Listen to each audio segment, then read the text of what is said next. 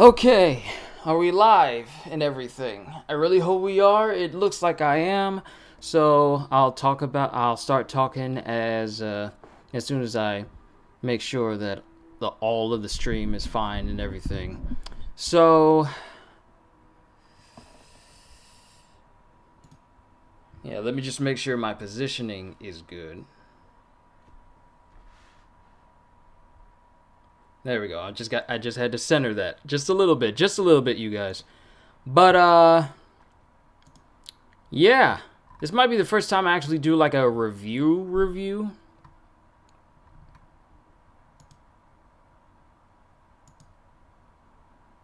So okay, so I played through The Last of Us Part 2. Currently, the finale that I did for the game, it is, let me check on it. It is still processing. It's already uploaded. It's just processing, and then it'll be available for people to watch. Of course, it's a bit long because I just wanted to go ahead and get it over with. But I kind of want to talk about this game a little bit.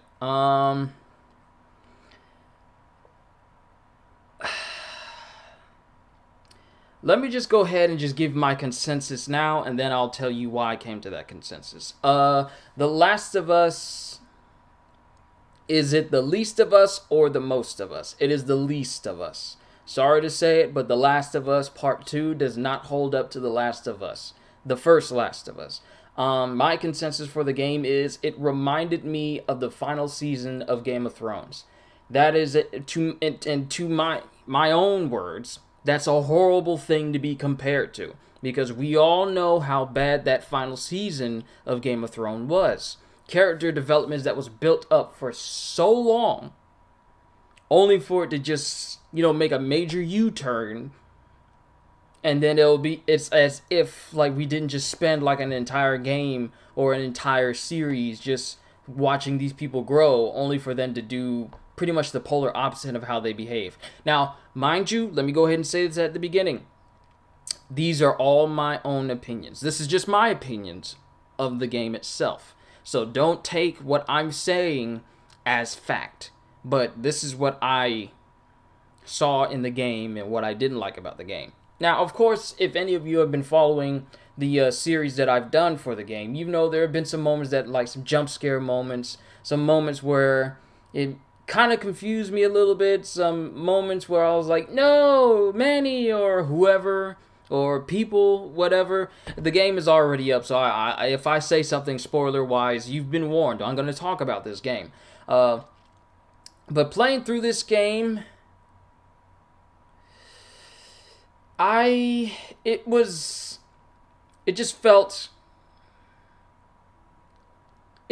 kind of by the numbers. And even but the only thing that sets it apart from by the numbers is by the numbers usually come up with a resolution that sticks with those numbers.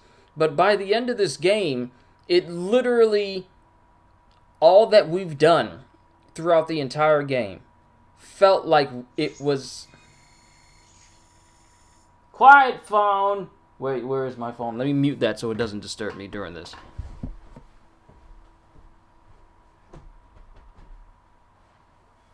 Oh. It's over here.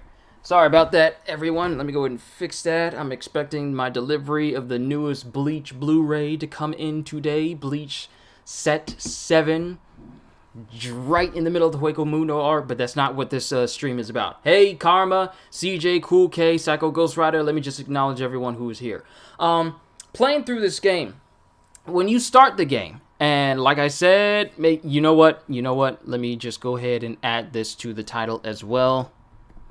Spoiler warning. With 2 exclamation marks. And I'll change the description. As well later on. So much potential for this game. Too much. It's mind blowing, and they soiled it. Soiled it. Pretty much. Like I said, this is my own opinion of the game. But for a game that was supposed to be in development for 7 years, I would have figured that it would have come to a much grander, or at least much more earned resolution. When you start the game, you play as Ellie for a little bit, get accustomed to playing the game again. Well, actually, you play as Joel first, and then you play as Ellie. And it leads up to the moment where Joel gets ambushed by a bunch of people who have been looking for him. I kind of had that feeling at the beginning of the game, but I didn't want to, overshoot myself just in case I was wrong. My thoughts in my head, I don't think I voiced them near the beginning of the game, because the first part, it was like 2 hours long, because I had no idea how to go into each chapter. And since the game's very simplified trophy system, just the only thing that is related to the game story-wise for the trophies is just completing the game. There's no trophies to let you know, hey, you completed chapter 1, you completed chapter 2, you completed chapter 3. There is nothing like that. There's not even trophies for the game linked to difficulty. So you could literally play the game on the easiest difficulty or play it on the hardest, and there's no reason for it unless you're really into it. But playing the game, getting to the point where Joel and Tommy are ambushed, Joel gets his leg. I don't know if Video Game Donkey was serious with his review or whether he feels he's ascended reviewer dimensions. I don't even know who Video Game Donkey is, or I haven't seen his Last of Us review, so I wouldn't know. But Joel gets ambushed, Tommy gets a bottle cracked over his head, and he's knocked out. In the process, Joel's leg is literally shotgunned, so there's no healing from that. Even if Joel managed to survive, which Joel doesn't, you wouldn't have been able to play as Joel ever again, because his whole leg was literally almost blown off. You could see the bone, you could see the meat and everything. So at that moment, Joel was literally permanently out of commission as a playable character. So we have Ellie and apparently her girlfriend Dina. I didn't really care about their relationship. I'm not saying that I got anything against, people, against gay people or anything like that, but that's not the point. The point is that whole side story about Ellie and Dina being together, it didn't really add anything lasting to the story, because by the end of the game, Ellie's by herself and Dina's gone. So really, all that we see Dina and Ellie go through, it doesn't really come to any meaningful conclusion, because at the end of the game, when Ellie has pretty much seen the end of her revenge story, Dina and her son are gone. By the way, Dina is pregnant during the game. It's not revealed until they get to the movie theater, which is much later in the game. It's speculated that Jesse is the father. Also, Jesse dies. He's just shot straight in the face. So many people are just straight up shot in the head.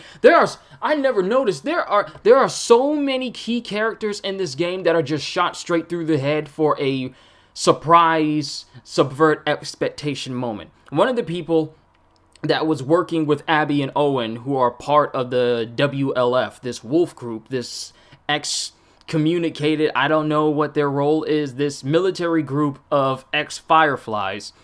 One of their members gets shot in the head by Dina. Next, Jesse gets shot in the head. And then, lastly, Manny gets shot in the head. Manny is also another person who is a friend of Abby's. So there's a lot of people who just straight up get shot up in the head just for shock value. That is literally why they get shot in the head. They could get shot anywhere else, but headshot is all they get down to. But Joel, back at the beginning, let me just stay on track here and just go through what I remember of the game as a whole. Joel is killed by Abby because turns out Abby is the daughter of the doctor you shoot in the first Last of Us. And she's out for revenge to just hunt him down and kill him. Probably one of the reasons why she got so She-Hulk size buffed. I mean, Abby has to be one of the most muscular women you ever play in any single video game. Other than, what is that Russian chick's name from Overwatch? The Russian chick with the pink hair, Zardaya? I don't know what her name is. You don't see that many, real buff and muscular women in video games all that much, but Abby has to be one of the most buff I've ever seen. But when you play as Abby, you see like a whole long line of weights, so obviously she must have been training all this time just to, have the one-day chance of taking on Joel. But Abby delivers the coup de grace to Joel, and Joel is literally killed in the very first chapter of the game, and any other time you see Joel afterwards is just in flashbacks. Nothing but flashbacks. Literally flashbacks meant to remind us, hey, remember? Just so you know, Joel is dead, but you can enjoy these memories that Zarya. I think that's Zarya. I think it's Zarya. I don't play Overwatch, so I don't know. I don't know anyone except for Reaper, Genji, Tracer, and Winston. Those are the only peoples that I kind of look forward to a little bit, that kind of like a little bit. Isn't Overwatch 2 supposed to be coming out this year? Story for another time. Joel is killed by Abby, just literally beaten to death by a golf club. While Ellie is held down and she watches as Abby does this, and then she's left. She's left there. So Ellie just goes off on this big revenge story, because revenge stories always work out. So she goes on this big adventure with her girlfriend Dina, and they see a whole bunch of things, and encounter a whole bunch of things. Then Dina has to take a sideline because, she's with child, and we can't have people with child going out there in the world. Also, did I forget that Mel is also literally almost 9 months with child, yet she volunteers to go out on combat missions. There are two pregnant women in this game. One is just now finding out that she is, and another one has been carrying for a very long time. Guess which one dies? The one who's been carrying the longest amount of time. So, because there's a couple of things that don't really make sense in this game. Now, mind you, if you were to watch through my series, I do enjoy certain moments here and there, but at the end, it doesn't make me feel anything. Sure, I question some things, like storyline related, and wonder certain things, but at the end of the day, this game just felt like the last season of Game of Thrones. So going through this whole adventure, you encounter a whole bunch of people. Kill a whole bunch of people.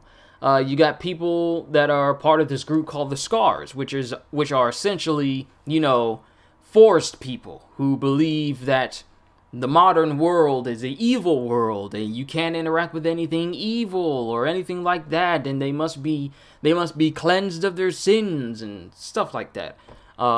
Two side characters, Yara and Len, one of which I'm pretty sure is a girl, but she shaved her head to be like a boy because she didn't want to become one of the midwives, so she just started to address herself as a guy in order to avoid that situation, which is pretty much the reason why Yara and Lev are on the run. Her name is Lily, but she calls herself Lev, to differentiate herself from that. So playing through the game, there's also infected, but they're not the main takeaway, even though that's the premise of the game, is the infected, and they take a back seat to literally everything else. The only encounters you have with the infected is just to pad for time. There is literally no emphasis on the infected, save for one boss battle, which is the Rat King, which is apparently an infected that was at ground zero of the infection and has been gestating all this time. Isn't Lev trans? I don't know.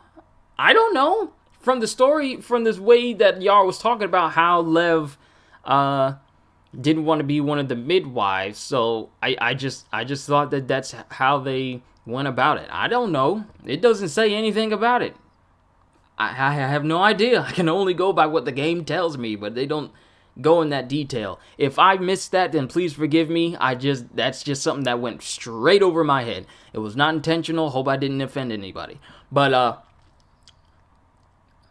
The Infected, Michael Best, what's going on? If you haven't played The Last of Us Part 2, then I'm letting you know now that I'm going to be talking about some spoilers and why I don't think it's a 10 out of 10 that these other places have been calling it.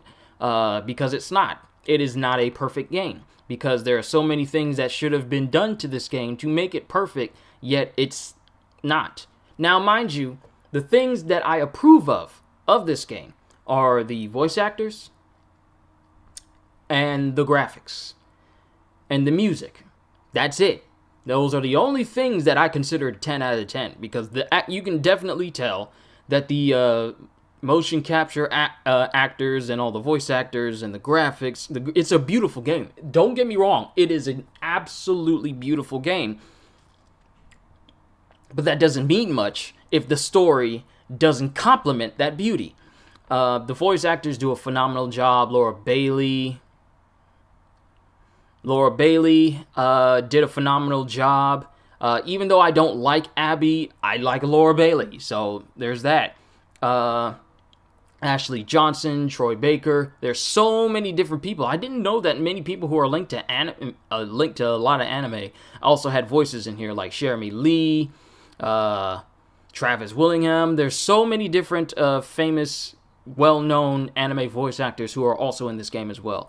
But the voice acting is phenomenal. It's great. It's good. It complements the beauty and the graphics and the music and everything. But the characters, however, they don't really hold up. And I know that if many of you have been keeping up with gaming news from other people who are, much more articulate when it comes to talking about this sort of thing than me, then you know that Neil Druckmann said that the first game was about, going on a big journey with a father and daughter type feel to it, where Joel learns to be more accepting of people and learn how to live instead of being like the cynic old man that he was. Then the second game was going to be about nothing but hate. I don't think he was prepared for the type of hate that the game would get. And apparently there have been news outlets out there who have been saying that people who don't agree with this game being a 10 out of 10 are apparently basement dwelling. Hold on, let me see, because a good source to get honest to goodness reviews has got to be IGN. So let us look at their review of the game and find out why they thought it was a 10 out of 10. I honestly feel it's like a 6 or a 7 at best. It is not a 10 out of 10. I don't consider it a 10 out of 10. I enjoyed the experience, but the game as a whole was not phenomenal. It is not a 10 out of 10 for me. So let me pull up their review, because apparently some news outlets said that people who don't agree with the 10 out of 10 score are like basement dwelling, what is it? It was something. Hold on. I'm gonna pull this up. I'm gonna keep talking about the game because there's still things about the game that basement dwelling basement dwellers. That doesn't sound too far off from certain people who write on this platform. I'm not sponsored by anybody, nor do they consider me a viable source of, getting reviews out there. So I'm not worried about IGN coming after me. So let me see. Let me go down to the bottom. Incels, women haters, bigots. Yes. Along those lines, stuff that doesn't make sense. If I don't agree with something, that does not mean that I'm an incel or a woman hater or a bigot or anything like that. We have every single right to criticize something in a game or any sort of media. Let me see. It's around here somewhere. I'm gonna find it. I will say this: certain gameplay aspects, male chauvinists. I will say, there's certain gameplay aspects that actually do keep you on your toes, like the fact that enemies will try and flank you so you can't just hide in one spot. I thought that was nice. I thought that was very well done. Keeps you on your toes and not, think that it's Gears of War and just hide behind cover all the time. But you're pretty much doing the exact same thing through every single chapter. Walk through an environment, scavenge, create scavenge items, and either fight or sneak around people. That is literally the whole game. The only thing that breaks it up is cutscenes. And the game is very brutal. It's very brutal in a way that you never walk away from a fight thinking, "Oh, good, I finally killed those people." Hold on.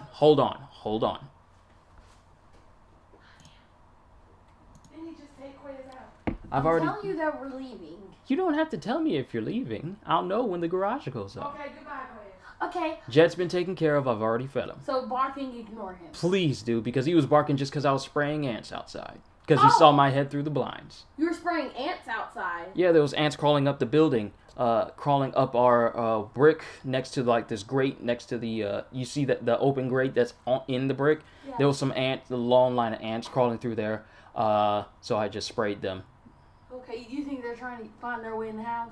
It's summer. They're probably trying to get in someplace cool. But you know me, if they don't pay rent, they can't get in here. All right, I was just talking to my family. Let me see where I can find it. Where is it? I'm going on my phone so that way it doesn't slow down anything here on the scale itself, on the stream itself.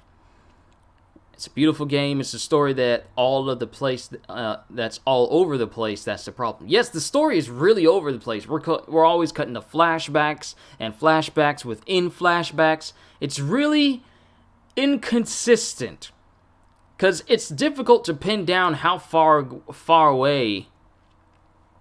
It's difficult to pinpoint just how far in time things are.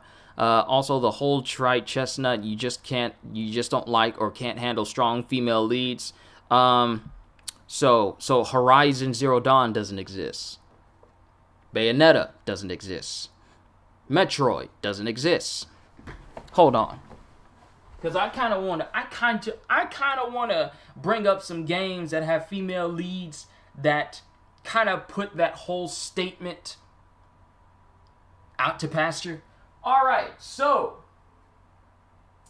we have Dishonored 2, where the main female lead you play through the first time, one of the leads of the game is a strong female character, whether you choose to side with the outsider or not.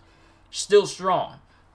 Let's see. Darksiders 3, you literally play as a horseman of the apocalypse. Strong female lead. Let's see. Borderlands, well, the entire series of Borderlands, every one of the games have like a female, have 1 or 2 or 3 female characters in them. And they're as strong as you level them up. So I don't know where that whole idea of can't handle strong female leads comes from. Let's see. Bloodstained, you have Miriam, good game with a good female lead. Let's see. Assassin's Creed Syndicate. One of the siblings, I forget their name, the Fry siblings. What is her name? I forget her name. Hold on.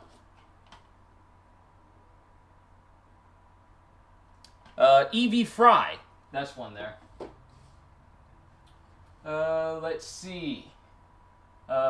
Basically, any game where you make or create a character that's female, automatic strong female lead. Because you're literally pushing the story along. Let's see.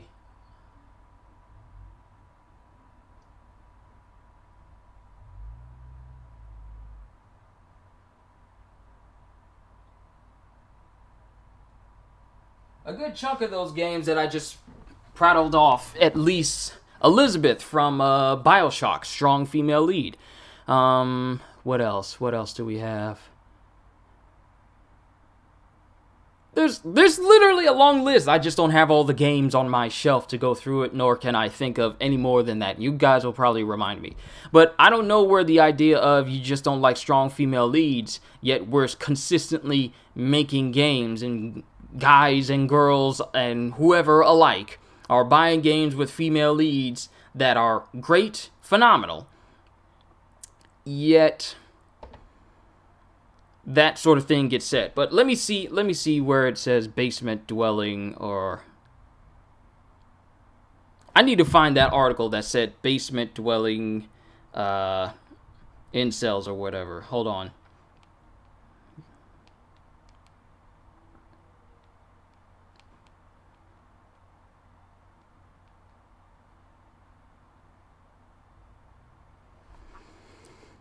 Alright, where is it? Detroit Become Human, strong female. I never played Detroit Become Human.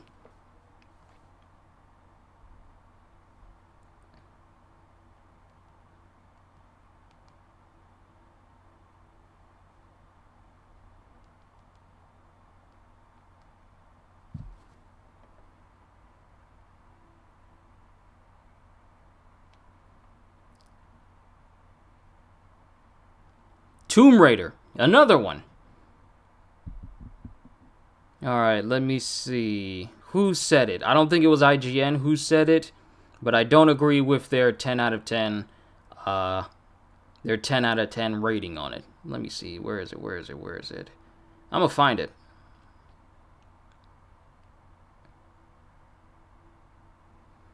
Alright, so interview with The Last of Us Part 2 director Neil Druckmann, because he decided to subvert expectations and not go the way of an actual good story that people would gladly and happily go through. And everyone, literally everyone, would consider this game a game of the year if you actually did the story right. You failed that, so now the game is probably going to be on the listing for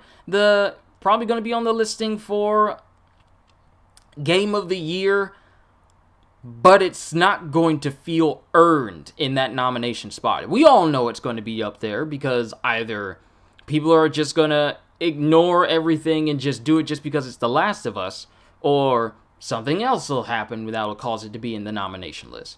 Beyond Two Souls, that's another one. Alright, game director and co-writer Neil Druckmann, in an interview with Talking Games with Reggie and Harold, says it is hard to argue with fans who have their own opinion of the game, and he can't believe how attached people are to a fictional character. Does he not know how stories work? The whole point of people creating characters and stories is for people to get invested in them and attach to the characters. That is why we buy more than one book in a series. We form an attachment with the characters that we read about, and if we like them, and the story continues in other books, we go out and get those other books. So, I don't know how that does not click with him when he says he can't believe how attached people are to a fictional character.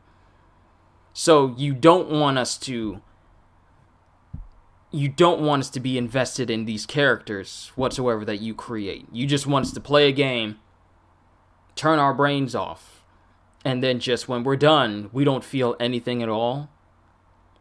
How else do you think reviews are made?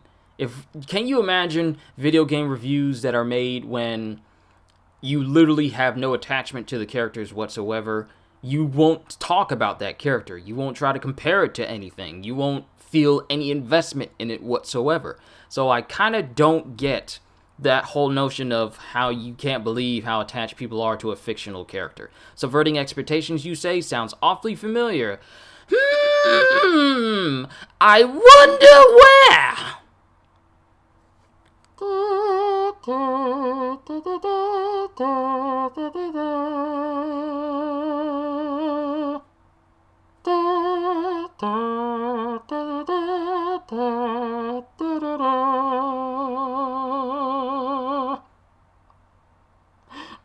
I'm not going to do the whole thing.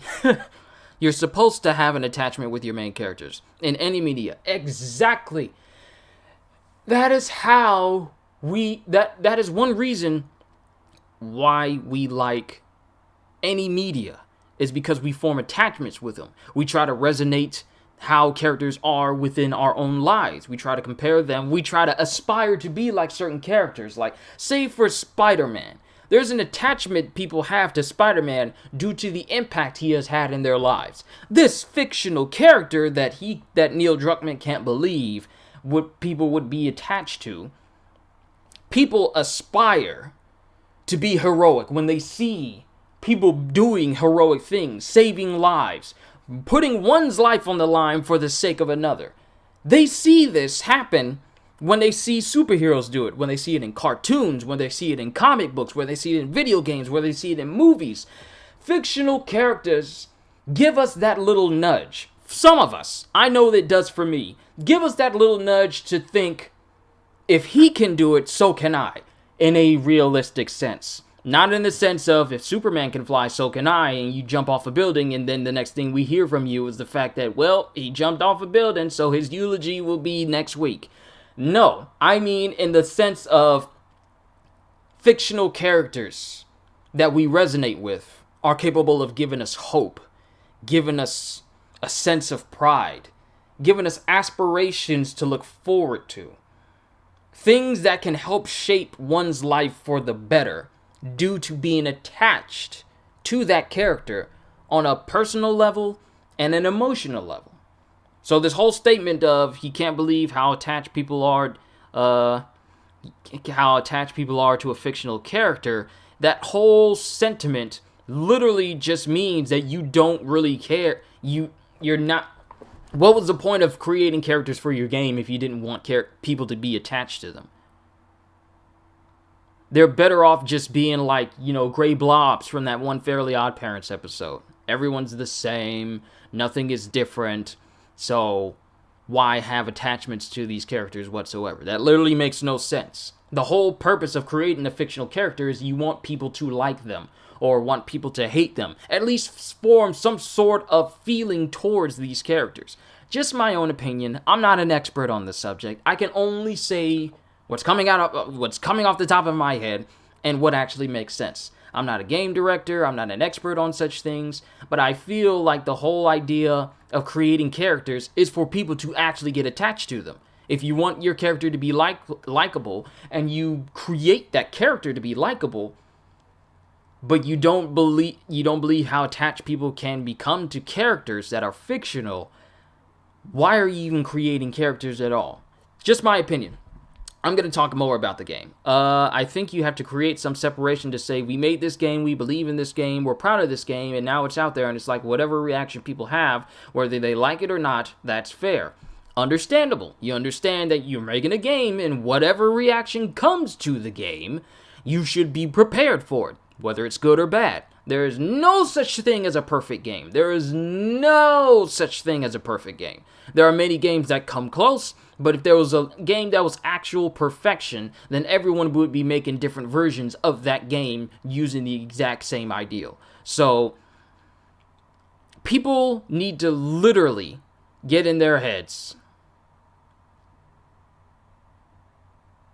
that no matter what game you create, no matter what source of media you create, not everyone is going to like it. Not everyone's going to praise it. Like me, I love every single Avengers movie, even the bad ones, like even the ones that people don't really resonate with, like Age of Ultron or Thor: The Dark World. I just like watching all these Marvel movies because I'm attached to these Marvel characters.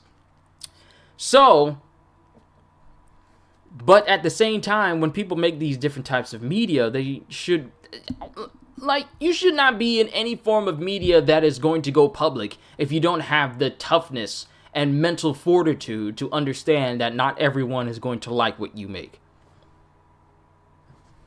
Hello, that is what YouTube is about. Okay, example. As a content creator, everything that I make has a chance of people liking it or hating it. People like my One Piece videos. Literally one of my best types of videos that I make on my channel that gets the most views is One Piece. Not everyone likes everything else that I make. Like game videos, I only average, like, depending on the game and whether it's famous at the time or if people really like it, will probably get like a certain amount of views. But if people are not into that, regardless if I make it or not, it's not going to get as much attention. Does that bother me? No! Why? Because I know for a fact that no matter what I make, it has a chance of people liking it or not liking it. It's nothing on you guys. It's just your preference. It's nothing against me whatsoever if you guys choose not to watch anything that I make. Yet this whole idea that certain people will get mad and upset when certain media that they make does not get like perfect scores or whatever, it is so misguided. But let me focus back on the game as a whole before I go off on a whole another rant. I have the day off. I could go all day if I wanted to. I just need a bottle of water. I have all day. So, I think you have to create some separation to say we made this game, we believe in this game, we're proud of this game. Now it's out there and it's like whatever reaction people have, whether they like it or not, that's fair.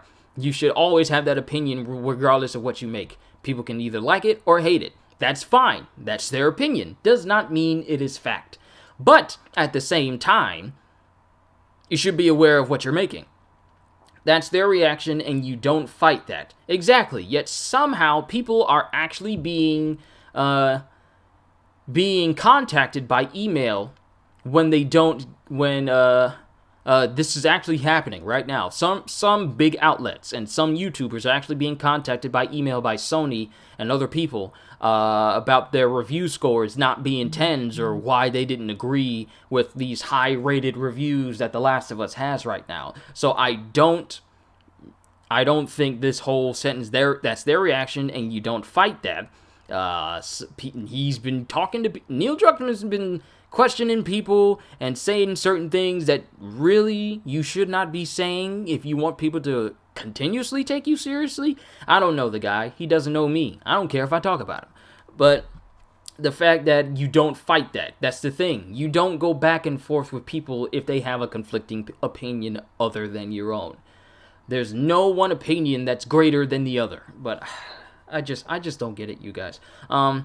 That's the other thing with the more hateful stuff, the more vile stuff. That's a little harder. It's especially harder when I see it happening to team members or cast members who play a particular character in the game. I've seen this as well. People have taken to Twitter, calling out voice actors saying that, oh, your performance was amazing, but I hate Abby. Or, some people took it a little bit too far and just said, like, I hate the actor and stuff like that. I mean, it's not their fault. They're only doing what they're directed to do. So, you want to blame somebody, blame the person who directed it and wrote the story. It's especially hard when I see it happen to team members or cast members. One of the actresses who play a particular character in the game, name not revealed, has been getting some vile and awful stuff, Druckmann said. He said he tries to ignore the hate, but once it goes beyond a certain point, he has to report it to the relevant authorities. Toxic fanaticism is not uncommon in the gaming industry. That's right, it isn't, because people will take a game so seriously that they are willing to crusade over the smallest little thing. That's pretty much the internet in general. But it needs to stop when it starts affecting someone personally. In the interview, he also mentions how he was in touch with the writer for Chernobyl, Craig Maines. They are working together on the HBO TV series of The Last of Us. I can tell you right now, that show is not going to match up to the game. If this is the direction they want to take the show on, The Last of Us TV show is probably not going to last. He mentioned there is a cost to doing something so big. No matter what the haters say, The Last of Us is a brilliant game and the storytelling is absolutely beautiful. All we can do is wait for part 3 to come out, and hopefully we won't have to wait 7 years this time. It is not a brilliant game. It is ho-hum. It is beautiful, but the storytelling is not absolutely beautiful. I don't know where this person got that from, but it's not.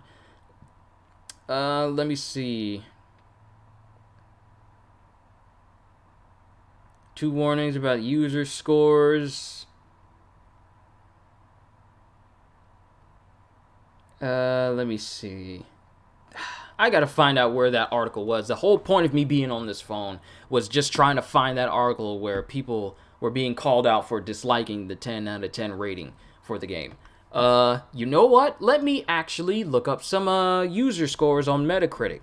Now, mind you, not everyone agrees with Metacritic at all. Currently, the user score went from being like a 3.4. It's currently a 5.0. Metascore 94. And Metascore is based on 112. Now, mind you, I don't go off of review scores. I got the game because I wanted to experience it for myself and not be influenced by review scores. Even though I said something along those lines, and I noted that some positive reviews were already out on my Discord. CJ, you know what I'm talking about because I talked about that to you guys earlier this last month. User scores out of 107,857. So let's just see how it stacks up. Mostly negative.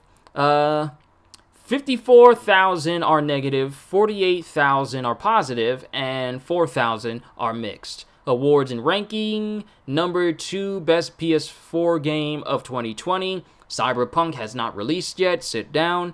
Most discussed PS4 game of 2020. Number 1 most discussed PS4 game of 2020. That I can believe. Let me see. We got a Fanjin. Well, I don't know how to say that, but it says, it breaks my heart to write this, but I really did not expect such a poor story after all these years of waiting. While there were a few generally good moments, majority of game is filled up with plot holes. It just took elements of what worked from the first game without understanding what made them compelling. It seems like this game was done by another studio, but it's not. The basic gameplay has stayed the same for better or worse. Environment puzzles are almost gone, so remove story from the table and you are left with the shallow gameplay that will have you looking for some other game. It just makes you wonder sometimes, like, by subverting expectations, did you think you were gonna? First of all, people need to stop using the phrase subverting expectations. Game of Thrones Season 8 has officially ruined that phrase permanently forever. Now that phrase literally means, okay, we know this could go in this direction and make sense, but we're going to subvert expectations and take it in a whole new direction. People aren't going to like it, but hey, that's how story works. Game of Thrones has officially ruined the phrase subvert expectations permanently for everybody. So whenever it's mentioned by anyone, it never bodes well, ever. I agree with that. No one should actually go and slander and threaten someone for just playing the character. You can hate the character, yes, but threatening the actor or actress over playing a hated or divisive character is simply beyond the pale. Exactly. Never should you threaten the people who actually portray these characters. You can hate the characters all day. I hate a great deal of characters in The Last of Us. Why? Because I don't like them. They don't do anything for me. It's just, I felt like, emotion-wise and connecting. Don't bring Game of Thrones Season 8 here, too. That's its own problem. Oh, no, I'm just saying, like, Game of Thrones literally ruined the phrase subvert expectations. Now people use that phrase, and they literally do the same thing that Season 8 did. They literally got rid of any character development. They got rid of any meaningful emotional attachment we had with characters, and conflict resolutions are met with bittersweet, dry endings. But let me get back to the game. So Ellie decides to go and search for Joel's killer. Because, you know, like I said, before I started going off on a completely different tangent, let me focus back here. Revenge stories always end well. And this revenge story didn't end well. It just ended on, like, it didn't even end on a sour note. It just ended. And I literally didn't feel anything. Like, in the ending credits of the game, I do say I enjoyed the experience and I enjoyed playing the game just to experience it, to be honest with you. I don't say that in the video, but that's how I feel now. I just played through the game, and that was it. I felt no reason to I feel no reason to pick up this game again. I don't. I mean, sure, I could go after the trophies, but if I have to endure the game itself just to go through that again, it's not really worth it. We're going to talk about that Abby and Owen scene, though. We're definitely going to talk about that and talk about how Sony is a bit of a hypocrite when it comes to censorship. But Ellie decides to go out and try and search for Joel's killer. We don't know her name at the time. And she brings Dina with her. And of course, they have their little romantic moment, just to cement the fact that Ellie's with a girl. So, got to fill that quota. Moving on from there, they're told that Joel hasn't come back from his lookout. Joel is found to be in one of the lodges that the WLF is held up with. Abby and her crew is there. They kill Joel, they knock out Tommy, and Ellie is left to watch as Joel is just straight up killed. And then it goes on from there. Ellie is just depressed. It's very depressing. It's a depressing, glum, dreary, dark game. There's literally, I said this in my Discord, and I was talking to one of my viewers, and one of the people on my Discord, FP. He did his own review of The Last of Us. If you haven't seen that, then it's actually quite good. He actually touches on a lot of notes that I agree with.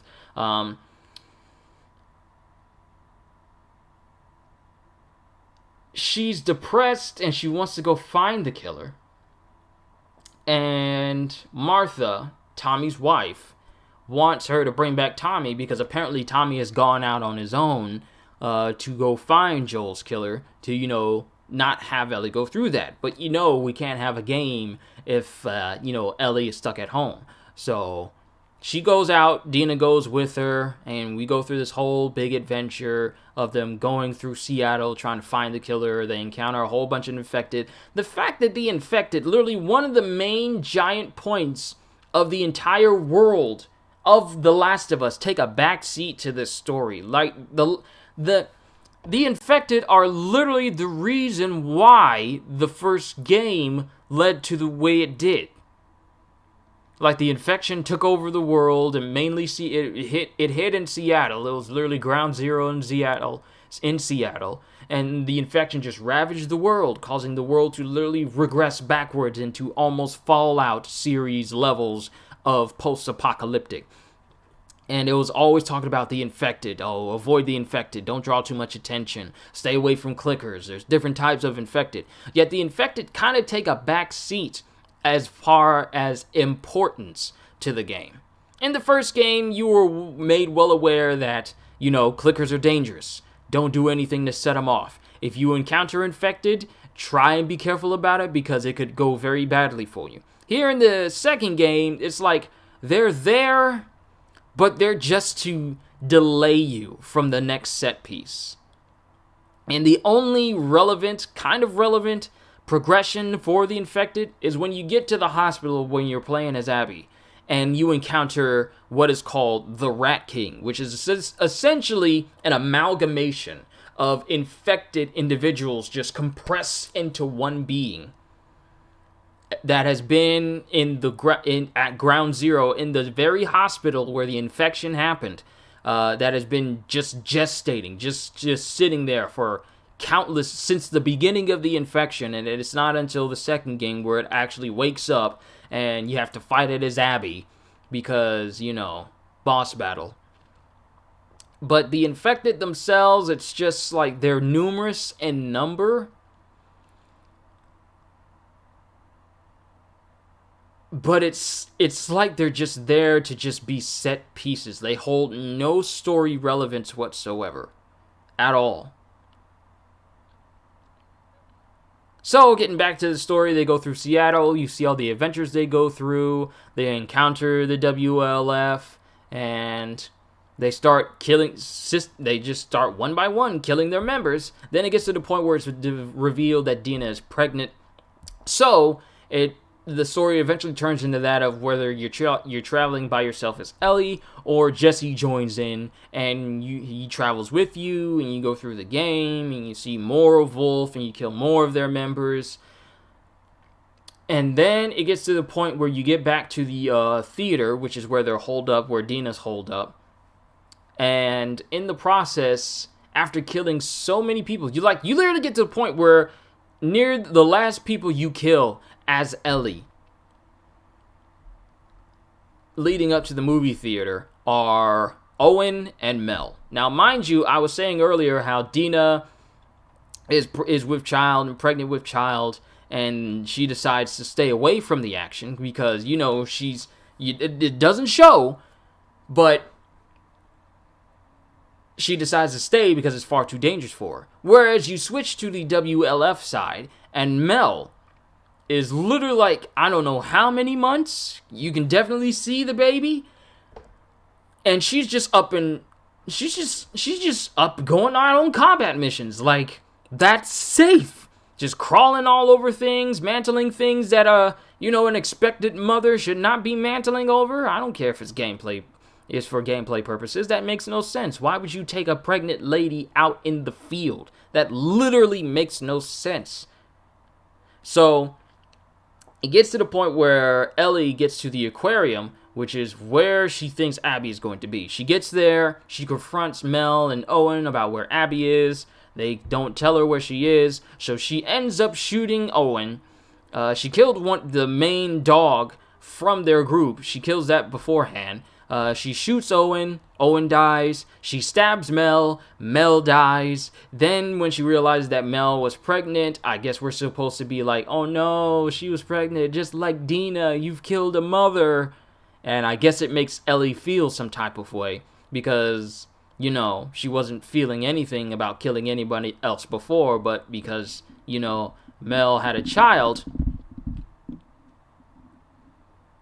that makes her feel remorse. You literally kill, I don't know how many people during the course of the game, including the members that were there when Joe was killed, yet now you feel remorse just because one of the people in that group reminds you of Dina. So, I don't know. So, it gets to the point where she gets back to the theater. She's there with Jesse. They're both talking. They bring Tommy back. And the next chapter that starts afterwards has it where Abby, literally the last person alive from that group, because on Abby's side, more of her friends die. Abby is there in a movie theater, has Tommy on the ground, telling Ellie to drop her weapon, saying how you killed my friends.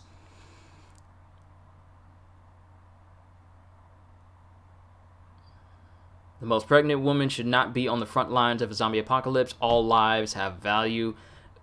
It still doesn't make sense to me why Mel was going out on combat missions when she's literally carrying an extra 5 pounds.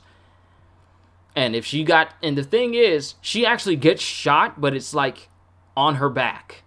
But it still doesn't help the fact that she decided to go out in the first place. But, Abby catches up to them. She finds out where they are. We don't find out how she finds out until we play her side. And she holds her gun up at Ellie, and then it cuts to black, and then it cuts to us playing Abby when she was like a younger girl, like 4 years earlier. And we find out her father is the doctor that we shoot in the hospital in the first game. Because the time when you playing as Abby near the beginning of her section is the time when Joel is making his way to the hospital in the first game in order to bring Ellie to the Fireflies. So it gets to the point where, oh no, Joel has shot everyone and made off with Ellie, and then Abby, stricken with grief, vows revenge. We see her grow up, we see her develop relationships, but it doesn't mean anything because we don't resonate with any of the characters. She and Owen have a thing, but apparently Owen and Mel have a thing because Mel apparently is having Owen's child. I mean, it's not just outwardly said. We're supposed to piece this together, but later down the line, we see them encounter the scars and how they feel about the scars. Their leader, Isaac, is just militaristic, just decides that, I'm tired of all this happening. Owen shot Danny. Danny's dead. I don't know who Danny is. He's just a dead person.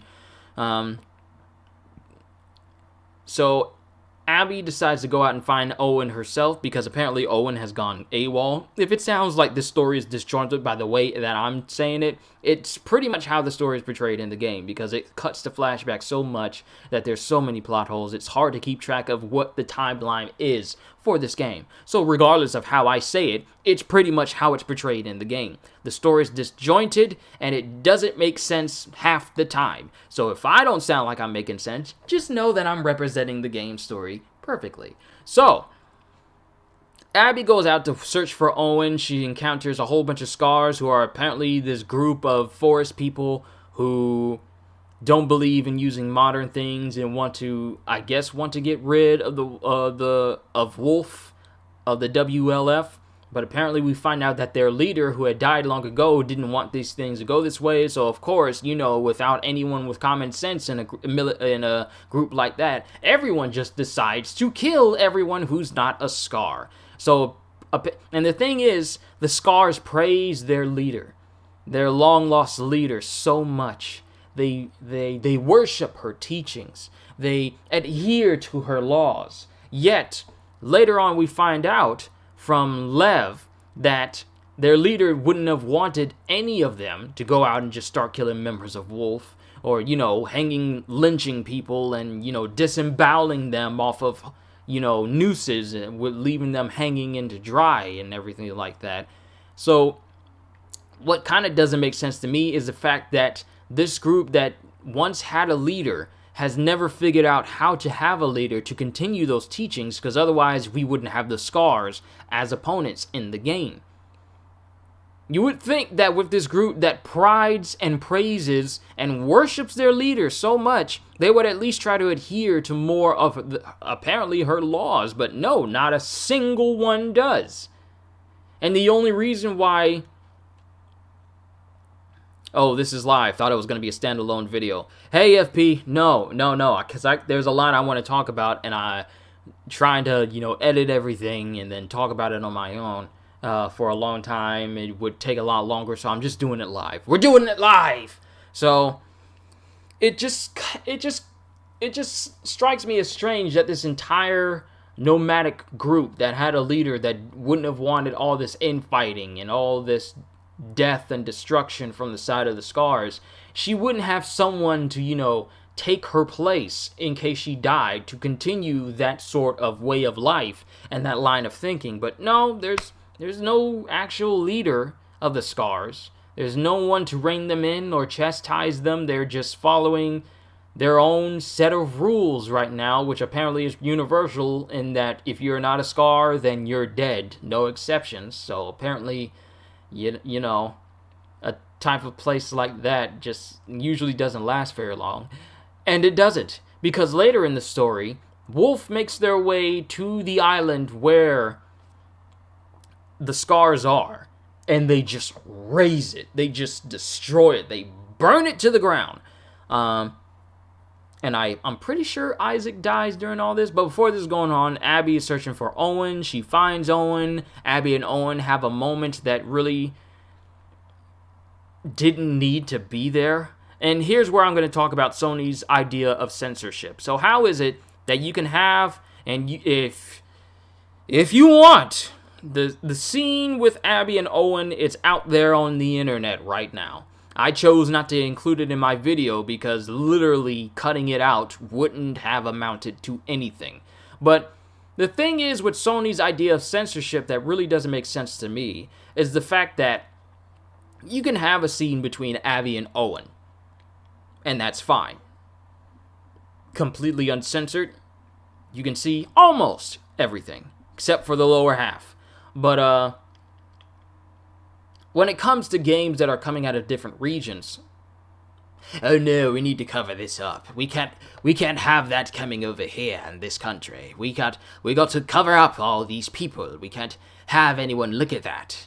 It's utterly nasty. It's disgusting. We can't have scantily clad women in this game. We must censor them. We must give them short pants. We must give them dress shorts underneath their skirts so we can't see anything. But let us praise The Last of Us for giving us a overly romantic scene of Abby and Owen, and you understand fully what's going on in this scene. Leave it. It's fine. Nothing wrong. It's okay. 'Cause it's from America. And only in America will we allow anything we would disallow from any other region. You see how much that doesn't make sense? Why are you gonna set... Why would... Like, literally, it's the whole devil... the greatest comparison you can get is Devil May Cry 5. That whole scene where apparently one of the members had literally just their butts uncovered, and there was a patch made to make it so that a line of light blocked it completely. For what reason? Don't know. Yet, a game like The Last of Us can have like a full-on scene, full-on adult scene like that. And it's fine. It's okay. I'm pretty sure Neil Druckmann and the team had to pull a lot of teeth just to get that part in. But the fact that it was allowed just shows you that they can allow that sort of thing. They can allow that certain thing. That sort of thing. Yet, I never understood why when certain games from either Japan or other regions come over to the US, we get like censored versions because of what? You think kids are playing these games? You think kids want to play games like a Senran Kagura? I've never played the games at all, but I know what those games are. They are the bouncy games, if you catch my meaning. They're very, very physics bouncy, with physics bouncy women in the game. So the fact that they're very quick to censor things from other countries, yet our country is okay because, you know, we're America and we're the perfect example of bias. Or unbiased. Sorry, I tried to use the right word there. That often happens in real life too. All too often, the most extreme elements of a group, philosophy, or ideology take over the most vocal majority. Okay, you're still talking about the scars there. But the whole censorship thing with Sony, it just shows you how hypocritical they are. Because if they can allow this one thing in this game, why is it a problem when it comes to others? Literally, it makes no sense. If they're trying to protect the children, they're not doing a good job. If they're trying to do it because they don't want anyone else to, you don't want to, I don't know. We get this, but they give Tifa and Jill shorts. Yes. Yeah. Everything about Tifa got censored out because, you know, we can't objectify women at all. Because, you know, no one with half a brain is capable of looking at a woman with a developed figure that is also very attractive and think that, oh no, this is an attractive woman, we must objectify her or anything. Like, do you live under a bridge? Not everyone thinks that way. Sure, there's a great deal of people on the internet, but that great deal of people is not the majority. It makes no sense. And the thing is, some people will make games where the women are not attractive, but still expect us to like the characters. I mean, when it comes to women, what is the first thing that you look for people who are into women? What is one of the first things you look for aside from a personality that fits their appearance, right? Because the appearance don't matter if the personality is stank. But one of the two things that guys look for in a girl is how they are as a person and if they're attractive. Or if they think they're attractive. Not just specifically people who are on billboards or magazines that get brushed up and airbrushed and, you know, touch-upped out the woodworks. I mean people that they mainly consider beautiful. But when it comes to a good deal of the world, when it looks at a very attractive woman with a slightly hourglass figure and she fills out her dress or clothes real nice, it doesn't necessarily mean that she's automatically going to be objectified. Sure, we'll look at her, we'll say she's attractive, but that's as far as I'm gonna go. I mean, I've seen a lot, and I tell you a lot of attractive women in the past. But I know they ain't interested in me. So it's not like I never quite understood this whole we can't show this because it objectifies women. Yeah, this actually is going to probably lead into another discussion about how it is biased against the appearance of genders, specifically like male genders and female genders. We can't objectify women at all, and we can't look at women or overly say like, "Wow, she's very attractive," or "Oh, she's scantily clad." That's not okay. We can't say anything about that. Yet, dudes can be like, the typical Tinder profile of 6'1", muscular all over, thick jawline, and he can just walk around shirtless and no one bats an eye. No one ever thinks that men are overly, what was it? What was the word I just said? I just blocked out that word. I can't say it now. Overly attractive? I was saying something where it's... Oh, overly objectified. Wow. Woo! That was the biggest brain fart that I've ever had.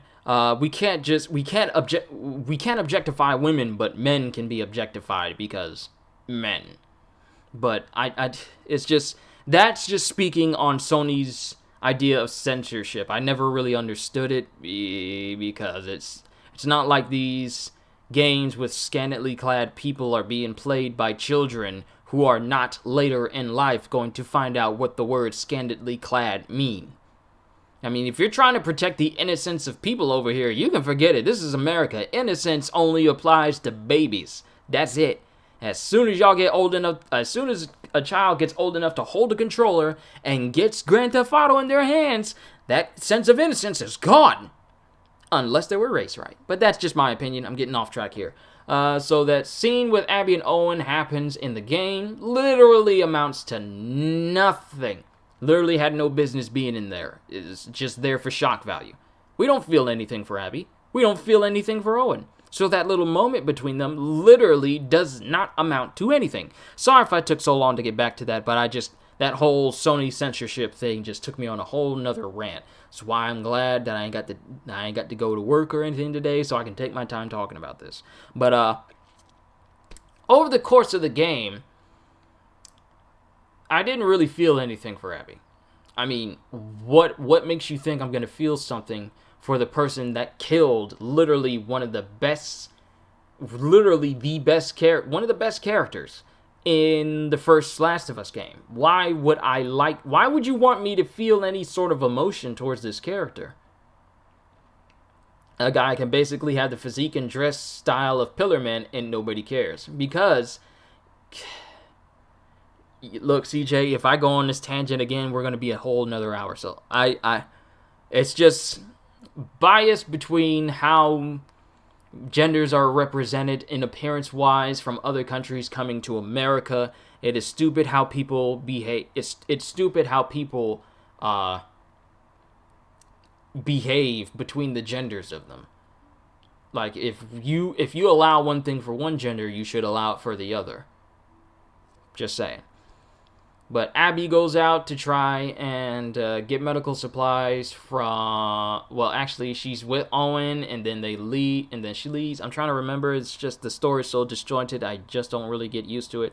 Oh, now I remember. Leading up to Abby finding Owen, she runs into two scars called Yara and Lev, who are running from the scars because of something that they did. Apparently, Lev didn't want to be one of the midwives, so she cut her hair, which is apparently something you're not supposed to do. Apparently, women are supposed to keep long hair, and men are supposed to shave all their heads. I think, because I don't think I've ran into a single long-haired male scar during the course of the game. They all have their head shaved, but Lev decides to shave his head. Apparently that's the pronoun he's going by. Shave his head because he doesn't want to be the midwife of the clan leader. We don't even know who the clan leader is, so well, one of the clan's midwives. We don't even know who's running the whole show of the Scars, so this whole little sub-story literally amounts to nothing because it literally reaches no good resolution. In the process, Yara's arm gets flat out shattered. Like, she gets caught by some scars, and then one of the scars takes a hammer to her left arm, and her arm literally going like halfway up her forearm is just straight up broken. Abby decides to help them and hide them and try and find supplies for Yara. After she finds Owen and that whole scene goes through, she starts to have dreams, flashback dreams for some reason, and she decides to go back and find both Yara and Lev and trying to help them out. Get some medical supplies. She runs into some people that you kill as Ellie in her adventure, like the girl with the PS Vita. The fact that you couldn't pick up the PS Vita and store it in your backpack like you could do all the other 400 pages that you pick up during the game just struck me as odd. We can pick up literally every piece of paper. We don't know where it's been. We don't know who's been handling it. We've even found pieces of paper with numerous traces of blood on them, but you decide not to pick up the PSP at all? And it's still working? And you chose not to pick up the Vita? Missed opportunity. She gets the supplies. The rest of Wolf finds out that Isaac wants her brought in because apparently she went AWOL. And she escapes with Lev, and she decides to take Yara to the aquarium. Of which Mel is there. They're both, every conversation between Mel. That's a good point about the PS Vita. It's exactly, how is it you're going to give us a PS Vita in the game, and we can literally collect everything? Trading cards, state coins, paper after parchment after sliver of white piece of paper, and we get to hold them in our backpack, which apparently is an entrance to Hammerspace, because with all the papers we've been grabbing in our adventure, we should not have room to carry any and every piece of scrap that we pick up along the way. But the fact that you couldn't pick up the PS Vita and it not be seen as like a relic of the past, or at least some relevance towards it, just the fact that it's just in there for a cutscene and you just leave it on the floor, absolutely missed opportunity. But they get back to the aquarium. Mel and Abby have yet another awkward conversation. Literally every one of their conversations is awkward. It's that tension there because you see them as, hey, it's the woman that's with your man talking with the other woman. And it's just literally we are forced to sit through all these conversations, as awkward as that was.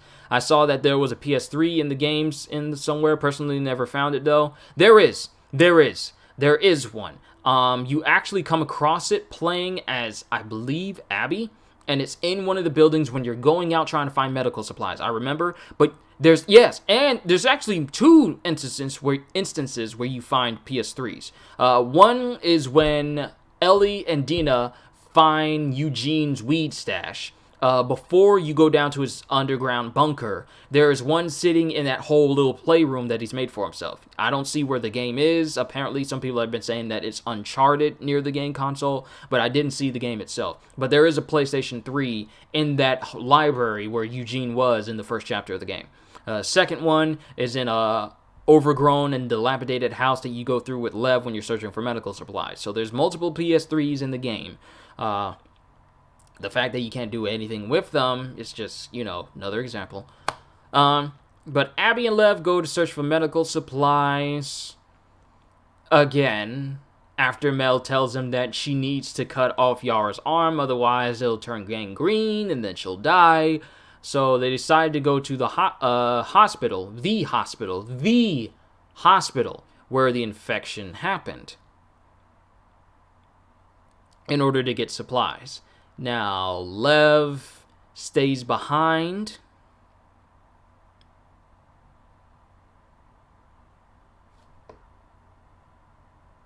Hold on, let me think. I'm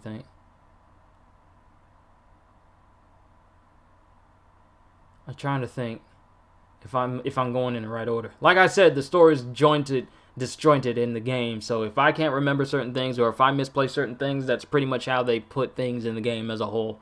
Too many plot holes. But yeah. The hospital where she meets her friends at. The PS Vita girl, Rose, from Star Wars, and Nora. She goes down to the lower levels, which is pretty much the most infected place you could come across. Now, mind you, another place that's highly infected in the game is literally this ginormous hotel building where it has a whole bunch of infected in there. You got to sneak past them. Some infected are in the walls because you can't have that without a few jump scares. I don't like stalkers, though. They're annoying. The fact that they just hide behind corners and stare at you, it's annoying and unnerving. I think I lost my mind the first time I encountered them, and I was just screaming my head off. But she makes it to the hospital, goes down to literally ground zero, the place where the infection happened, and is at its most powerful and its strongest and its longest living, goes down there to find medical supplies. You encounter numerous infected, including a bunch of clickers and some stalkers who are hiding in the walls. Then you encounter something called the Rat King, which is a ginormous blob of I want to say it's a blob of muscles. No, not muscular blob of muscles, but it is an amount, like I said in the beginning, an amalgamation of infected that have been there since day one of the infection, and they just been there. And they just been, I don't know, combining together because it's multi-limbed, multi-headed, and parts of it can split off to become different things. It mainly has a main body, and then it turns into a bloater where it'll take off pieces of itself and throw down the acid that bloaters can do. And then it has a piece of itself that will literally tear itself off of the main body and become a separate stalker during the whole boss fight. And it's apparently like the Juggernaut because it can just go straight through walls, can snap Abby's neck in a single go. I know this because it happened to me multiple times during the boss battle. Hey, fandom, good to see you. But after that happens, you get the tools, and you sneak away from the hotel because apparently the wolf is looking for you because you escaped because Nora let you loose. And you get back to Yara. Her arm is cut off successfully so that she doesn't die from infection. And Yara and Lev decide that they want to go with... Well, Yara decides that she wants to go with Owen to Santa Barbara because apparently that's where the Fireflies are rumored to be. But Lev doesn't want to go because their mom is back on the home island of where the scars are. So Lev just steals a boat. It was literally one of the most hilarious moments in the game where you're just wondering where Lev is, and then it cuts to it just cuts to everyone looking in one direction, and all you see is Lev in a rowboat, in a motorboat, just shooting off into the distance. Literally one of the funniest things I've laughed at in the game. The other one was for some odd reason deciding to jump off a high ledge with Abby and just watching her face plant into the ground. I spent like a minute and a half just laughing out loud over how funny that was. But the second funniest thing that happened in the game was, watching Lev just shoot off into the distance in a motorboat, and I'm just thinking like, y'all didn't think to keep the motorboats locked up? You just immediately trusted everyone and just decided to leave them in a spot where anyone could take them at any time? Y'all brought it on yourselves, and I was just laughing to myself. But you take another rowboat, another motorboat with Yara to go find Lev on the home island of the Scars. And it is exactly what you would see out of every cult movie. Every forest cult movie. Log houses, fields, everyone just uses horses and horse-drawn carriages to get around. They speak as if they're in a cult, like, oh, may the spirit guide you on the wayward ways of the winds, and crap like that. And you get there, you find out that Lev came home. Mom was not too happy about the whole shaved head, didn't want to follow the whole clan thing, so while she was trying to kill Lev, I guess she slipped and fell, or Lev defended herself, and the mom ended up busting the back of her head and killed her. So they start to sneak off the island. Wolf shows up. Isaac almost has Abby dead to rights when Yara gets shot. Isaac does not care that the scars saved Abby. He just wants to kill them all. Just like, savages, savages, barely even human. Just literally that whole mentality of Isaac. And he ends up getting shot and I believe killed by Yara. Like, it just happened so abruptly, we don't even get to look at Isaac's body to confirm that he's officially dead. He just gets shot, falls over, and immediately cuts to Abby and them running away. We don't even get to see the body of Isaac. So, it's just, aiming at Abby. Get shot. Jump cut to Abby and them running away. We don't even get to confirm the kill. So that's one other thing that I didn't like. Like, just show us. Don't tell us. Show us. So now Abby is an enemy of both Scars and Wolf. She makes her way off the island. She encounters one big hefty dude trying to beat her to death with a hammer. Ends up cutting into the side of his entire face with like a little mini sickle. And they get away. And then, still, the game does not choose to tell you what time period you are in. It doesn't tell you. It stops doing that as soon as you are no longer playing any flashbacks. It stops telling you like 3 years earlier, 4 years earlier, 2 years earlier. It stops telling you that as soon as you get back to the current age of the characters you were playing as. So, even if you're in a flashback, you still can't tell what time these things are happening. That's what I don't like, is the fact that you can't keep track of the timeline on how long things have been progressing.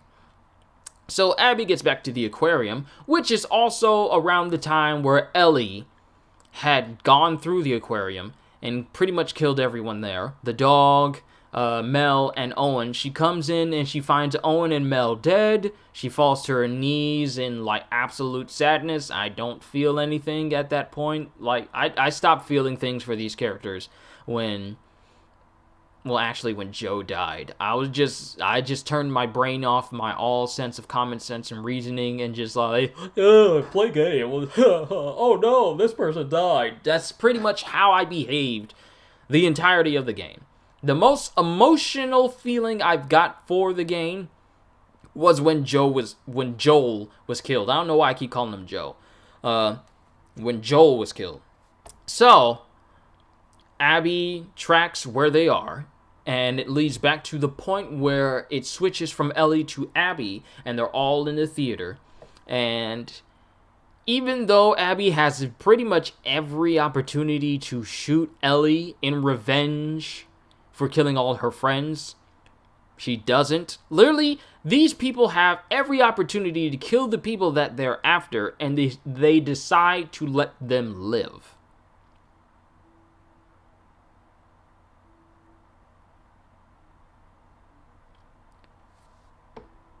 Why? You literally have every opportunity to end this person that has literally killed all your friends, tried to kill you, has done everything she can to undermine your entire life. You have the opportunity to kill her, and you don't. So then it turns into a boss battle where you're fighting Ellie, one of the most brutal human fights in the game up until you get to the end. And you're literally just playing as Abby fighting Ellie. And I honestly thought in the game, wow, is this how they're going to do it? Are we actually going to kill Ellie and then just play as Abby the rest of the game? That's one of the thoughts that went to my head when I was playing. It doesn't end that way because Ellie and Abby have a Batman versus Superman Martha moment where right as Abby is about to kill Ellie, just like Batman was about to kill Superman, they both, like, Ellie and Superman say something that keeps the person that's trying to kill them from killing them. Batman versus Superman. Right before Batman is about to stab Superman, Superman says, "Martha, why'd you say that name?" And then Lois Lane says, "That's the name of his mother." "Oh no, we have something in common, so now I can't kill you." Ellie versus Abby. Abby is literally right there about to stab or strangle Ellie and kill her. And before that happened, no, she's about to kill Dina. And before she does that, Ellie says, "Stop, she's pregnant." Oh no, that's something we have in common. We both have friends who were pregnant. Yet so now I have no choice but to resonate with that similarity between us, and I must let you live.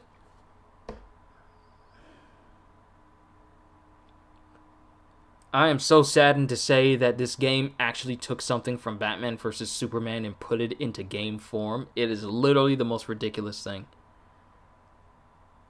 Wow.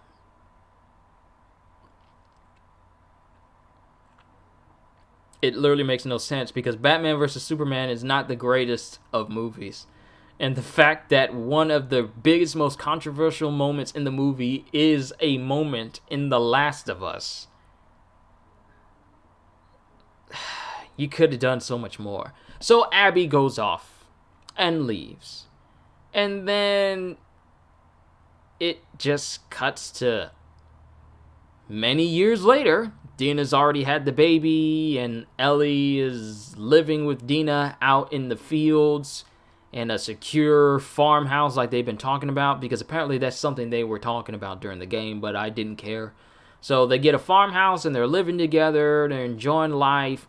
Ellie has PTSD about Joel being killed, and she still can't let go of the fact that Abby's still out there somewhere. Tommy comes in letting them know that, hey, this real buff woman with this small kid has been around this area. And then Ellie automatically gets into her head, I gotta go finish this. Dina's all like, no, you don't have to finish this. We can live right here. Lev stopped Abby because she was about to kill pregnant Dina even after learning she was pregnant too. Still, the fact that it draws so much similarities from Batman vs. Superman just lets you know that this is not the resolution that should have been brought about. But thank you for reminding me, because I really forgot a lot of this game. I think the only things that stood out for me for this game were the moments that were either very controversial and stupid or Joel being killed. That's it. So thank you for reminding me, fandom, to get it correct. But still, it's literally just a shot for shot, the same thing. Don't kill this person because they have something in common with you. So you let them go, even though you set out to kill them from the very first time you saw them. Still. So Tommy comes in, lets them know that Abby's been sighted around this area and Santa Barbara. And Ellie gets it in her mind that she still needs to finish this. Dina, being the reasonable person of the two, says that, no, you don't need to finish this. We're here. I love you. Stay here. Don't go anywhere. It's not worth it. And Ellie, being the idiot that she is, decides to just leave the life that she said she wanted to live with Dina behind to go chase off for more revenge because, you know, it's immature to let stuff go. You got to finish things, because otherwise, how else would you sleep? She goes off, and Dina, respectively and honestly, I don't blame her, saddenly just cries because she knows she can't stop Ellie from doing this. So, Ellie... It cuts back to Abby once more. We're in Santa Barbara. We're just walking around buildings trying to find any semblance of information of the Fireflies. They find information. Turns out there's this new group of people called the Rattlers, which apparently are some new form of group that's at the end of the game where they have infected chained up and people, you know, serving as their slaves, and they imprison both Abby and Lev. And the fact that it does not acknowledge how much time passes in between you playing Ellie and Abby is so frustrating. It really is. Because when you get there as Ellie, Abby is just the same size. Just, you know, still swole when she's there. When you play as Abby and she gets taken in and imprisoned by the Rattlers. But when you get as Ellie and you get all the way to where Abby is, Abby has lost so much weight, she's lost so much of her muscle, yet it does not tell you how much time has passed at all. You literally have no passage of time, nor do you understand just how long it's taken Ellie to catch up to them. And apparently it's been 4 months So it's been 4 months since Abby was in Santa Barbara. And Ellie is just now catching up to them in Santa Barbara because Seattle's all the way at the top at the western side of the United States. And then she has to travel all the way down to California.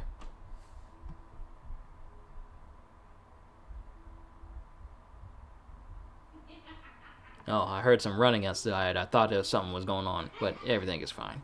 But Ellie gets there. There's a whole bunch of infected. A lot of them I just ran away from because it really wasn't worth the trouble. Plus, it was going on 11 o'clock at night during that playthrough.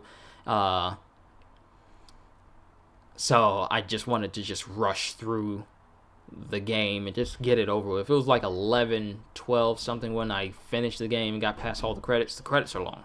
But Ellie gets there, goes through the Rattlers, and she finds Abby, and she lets her go, and she starts walking with Abby and letting Abby take Lev so they can get out of here. And Abby, she's just done. She's done with life. That whole big sense of macho-ness and, drive, it's gone. Abby is completely broken, and she's not the person she was when she was in that theater all those months ago.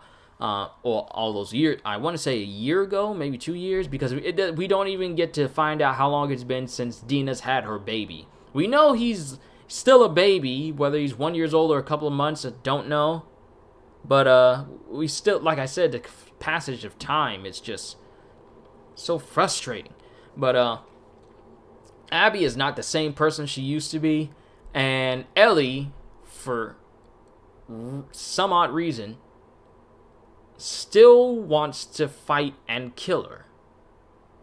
You've seen the state that Abby is in. She's literally broken, her hair shaved, she's literally emancipated. She doesn't have even remotely half of the muscle she had to be. She's literally, I want to say my size, because I'm definitely not pre-buff Abby. I'm more so a little more muscular than her during the post 4 months. Pre 4 months Abby. Yeah, pretty much. I was trying to find the words, but I couldn't find them. But she's emancipated, she's weak, she doesn't have the strength or will to fight. She just wants to leave. But Ellie just wants to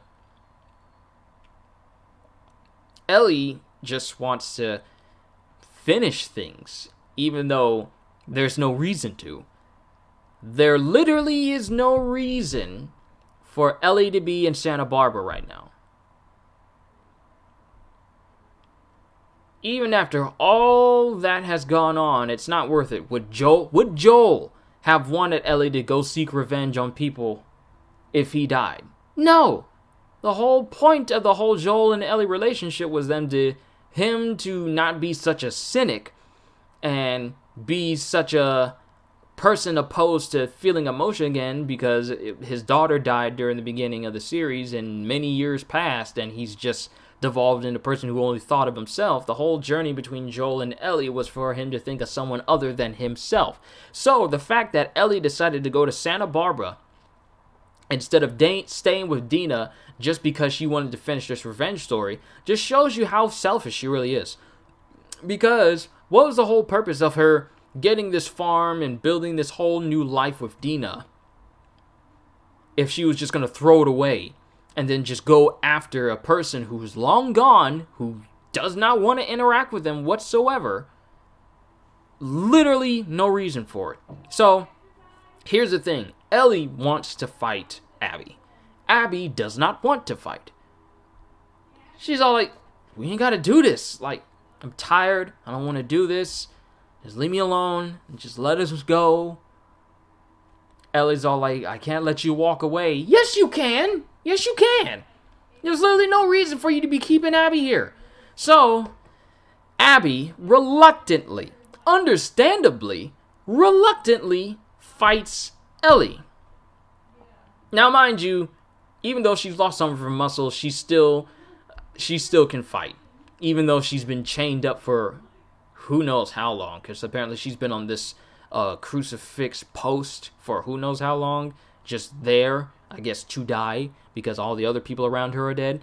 But she fights Ellie fights Abby, and it gets to the point where you actually start to hold Abby underwater. I honestly thought that it was just gonna go into the by numbers result of her drowning Abby under the water.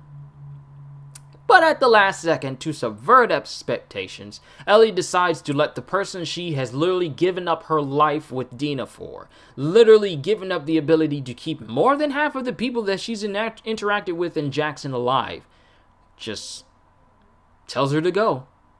And Abby takes Lev and just disappears into the fog. That's the conclusion of Abby and Ellie. That's it. Sound disappointing? It is. All that time we spent going after Abby, going after her friends to find out where she was, to get revenge for Joel losing his life, and you just decide to not. All of a sudden, you had no problem killing any of her friends or anything like that, but now all of a sudden you develop a conscience and think, oh no, this does not seem right. I'll let you live, and you go. You don't even follow through with the thing that you literally gave up your life with Dina for.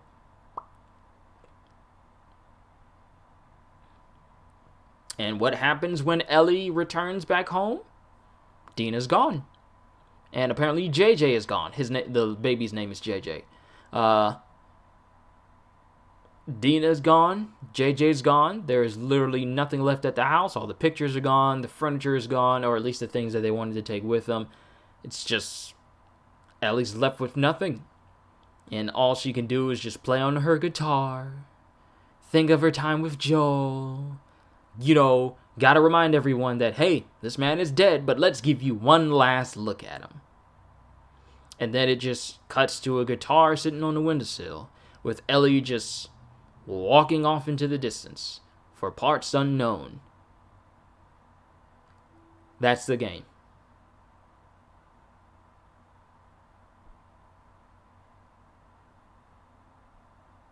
Oh, yeah, she also lost fingers because Abby bit them off.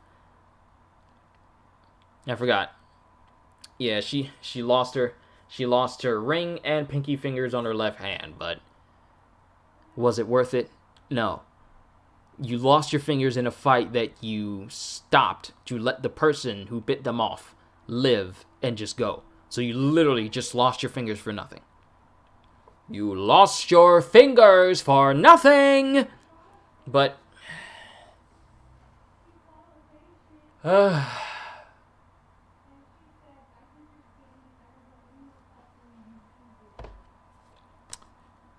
was disappointing. I may have enjoyed the game. I've enjoyed the experience more than the actual game itself. But the feelings I have towards this game and the notions that it's a 10 out of 10 perfect, phenomenal game, it's not. It is not. It's disappointing. Just like you said, FP, it's a disappointing game.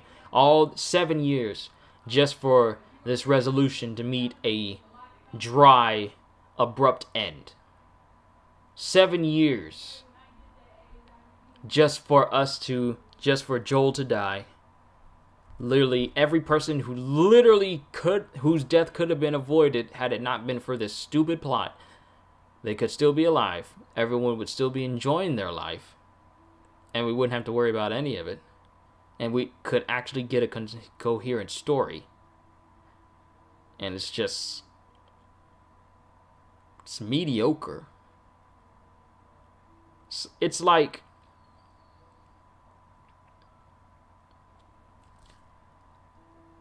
reading, well, I don't even want to compare it to nothing because I can't even think of it right now. I wish it was a 10 out of 10 game. I wish it was as well. You know what? Where's my controller? I really have no reason to have it on my console anymore because I've been playing so much Borderlands lately. That's been having my attention. The fact that I could play Borderlands, a game where you're just killing people, getting weapons, and trying to find the best weapons, the fact that that story's over with, and I find more enjoyment out of just, the gameplay of Borderlands than I do of The Last of Us, which is supposed to be a masterpiece. Just tells you that you kind of failed a little bit. But no, I'm deleting it right now. There's no reason for The Last of Us to still be on my system. Just got here, and I'm guessing it's not good. Chris, it's not. These 10 out of 10 ratings, I don't agree with them for The Last of Us 2. They don't hold up. Playing through the game, the story, the fact that it made us try to feel for characters that we should not like, I just didn't agree with it, bro. It's disappointing, to say the least. But I did get the game in order to experience it for myself. I mean, it's literally one of my jobs as a video game YouTuber slash manga YouTuber, or, you know, miscellaneous YouTuber. But I wanted to experience it for myself, and my consensus is it's just subpar. It's literally just less. It's The Less of Us. Not The Last of Us, but The Less of Us. The Less of Us Part 2. So, that's just my opinion on it. I give it like a 6 at most, and a 4 at least. But the game was very disappointing.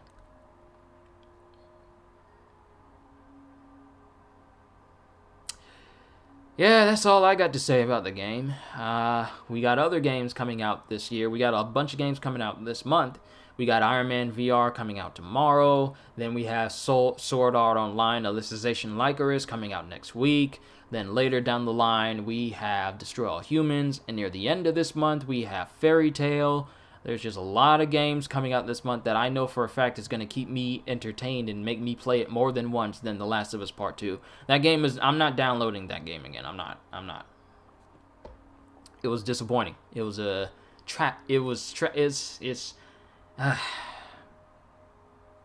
And mind you, I'm not saying this. If they made a Part 3, would you play it? If they went in that same art direction that they did for the Part 2, then no, I wouldn't play it. Here's my thing, though. What is there more to do?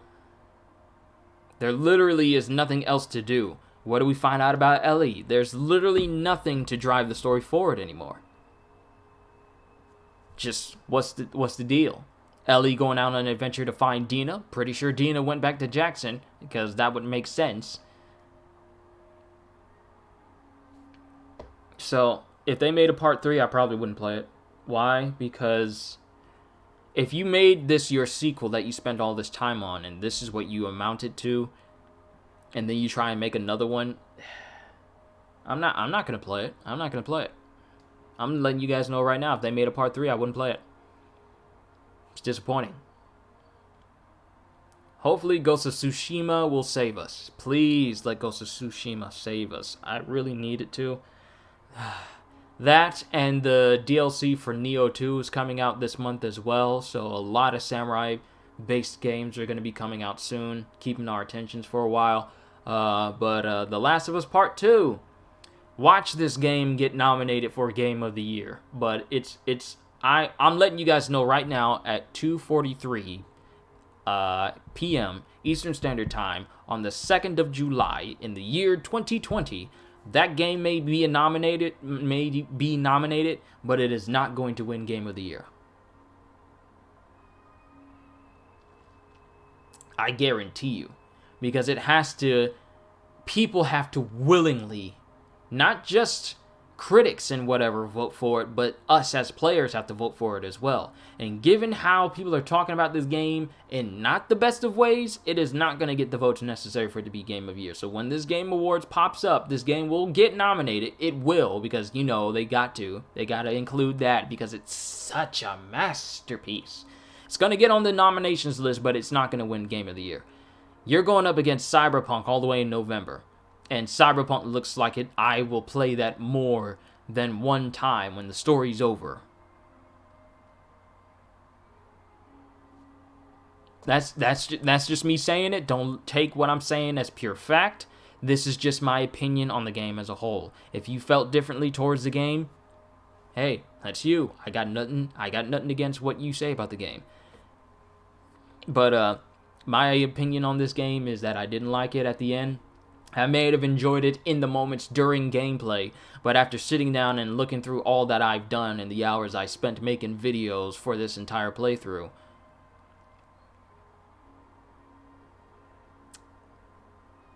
a lot of wasted potential. But that's just my opinion. So, yeah. This game got me feeling so disappointed. I gotta actually play other games in order to take my mind off it, because the more I think about it, the more saddened I am by the fact that this was brought about and people, like, I paid for this. I am so glad I didn't get the deluxe edition, because that would have felt like a bigger hit to the stomach, because I pre-ordered the game and preloaded it onto my system. I got it digital, so it's not like I can trade it into GameStop for, like $2.16. Or like $25 or $2 worth of store credit. So it's digital, so I'm not getting a refund for that. But at the same time, I don't care. I mean, it's only $60. It's not that big a deal. But I heard Naughty Dog may not be adding multiplayer this time around. No. If that's what they think is going to get people to come back to their game, you gotta be kidding me. People are going to be playing either their Uncharted multiplayer, or did they discontinue that? Or they're probably just going to play The Last of Us remastered multiplayer. But no, people aren't going to pick up this game and keep playing it.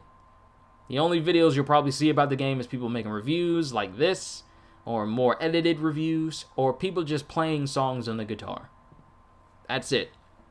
This game isn't going to get the attention it seeks, but it is getting the attention it deserves, and every negative thing about the game, pay attention to it, especially from people who don't do reviewing as a living. I'm not saying I'm the best option when it comes to reviews, but I did tell you guys that if the game is good, I will sing its praises, and if it's not, I will drag it, and I'm glad that it was the former. Well, I'm glad that I was able to, speak honestly about it, because this game is not a game of the year. It's not a masterpiece. It isn't. A masterpiece is actually supposed to be liked by everybody.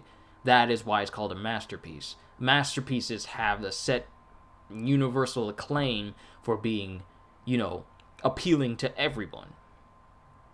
Actually, you know what? Just to be sure, let us look up what the phrase masterpiece means. Alright, a work of outstanding artistry, skill, or workmanship. That is not The Last of Us Part 2. So whenever you see people say masterpiece and put it on games, look at that game and make sure it fits this criteria. A work of outstanding artistry, skill, or workmanship. Now, the look of the game, it's beautiful. The actors themselves, the things that they've done for the game, good job. But the game as a whole, I'm only gonna remember all the things that I didn't like about it from here on in. Any good thing, the only good things I came from the game was just me laughing at people doing stupid stuff, or me accidentally killing Abby by making her jump off a high ledge and faceplant into the ground. That's literally the only thing. But there's not much more I can say about this that I haven't already said already. So my consensus, it is literally between a 4 and a 6 for me. This game. This is my opinion. It may not be the one that you give into this game. If you like the game, hey, you do you. But I didn't. I'm glad that I don't have to play it anymore, because it's just could have been better. I gave it a 7, definitely not a masterpiece. The critics aren't really writing reviews for fans at this point. That's why I kind of don't pay attention to major reviews anymore in order to dictate my purchases like I used to in the past. I used to think that if they give it a perfect score, then I absolutely have to get it. But I'm glad that I can pick things apart and see things for myself of whether I'll play it more than once. So, this is definitely a lesson for me. Just because it's from a famous developer doesn't mean that everything they push out is going to be absolutely perfect. Gave it a 7, definitely not a masterpiece. At the most, FP I give it could be a little high, but I think it's fair. Not all good, not all bad, just in the middle. It is pretty much its average. A game that's supposed to be very high, pretty much average. Not even the DLC, huh? There's no DLC coming to this game. Ain't no DLC coming to this game. They said it wasn't. And even if they did release DLC, I don't think I'm going to find myself compelled to go through it. Because they'd have to make DLC that would make the entire story worth the effort. And I highly doubt that they will, especially after this massive backlash that the people are feeling towards the game right now. But even if they do DLC for it, I'm not playing it. I'm letting you guys know that now. I'm not going to waste my time. I'm not.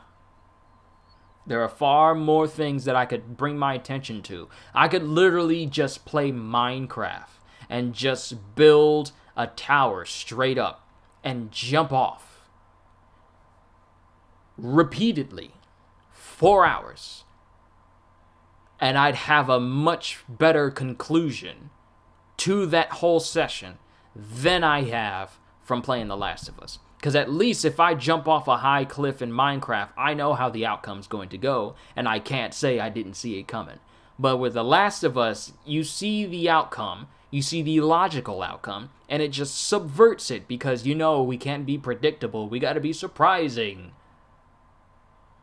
I don't know. Do I sound pessimistic? Please forgive me if I do, but this game as a whole, it really just didn't hit. It really didn't hit where it was supposed to hit. But that's just my own opinion. That's just my own opinion. But I'm not going to keep you guys. I'm done. I'm done giving my review. Speaking of DLC, or in this case, Special Edition, did you hear about the possible Special Edition version of DMC5? What more can they add to it? If they're adding, like, even Jedi Fallen Order has more replayability. That's because it has respect for the world that it's in.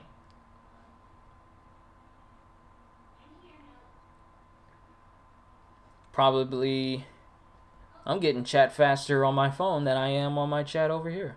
Probably will be one at some point for DMC5. What more can they add to it? You literally can play as everyone already.